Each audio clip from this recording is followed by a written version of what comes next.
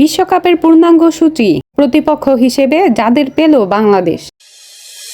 আনুষ্ঠানিকভাবে গতকাল 2026 টি-20 বিশ্বকাপের সূচি ঘোষণা করেছে আইসিসি। ভারত শ্রীলঙ্কায় হবে এবারের প্রতিযোগিতা।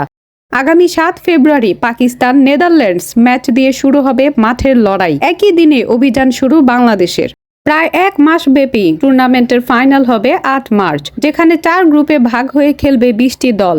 সি গ্রুপে থাকা বাংলাদেশের প্রতিপক্ষ ইংল্যান্ড, ওয়েস্ট ইন্ডিজ, নেপাল ও ইতালি। গ্রুপ পর্বের 4 ম্যাচের 3টি কলকাতায় খেলবেন লিটন দাসরা। শুধু ইংল্যান্ডের বিপক্ষে ম্যাচটি মুম্বাইয়ে। টুর্নামেন্টের শুরুর দিন কলকাতায় বাংলাদেশ সময় বিকেল 3:30টায় উইন্ডিজ ম্যাচ দিয়ে বিশ্বকাপ শুরু লিটনদের।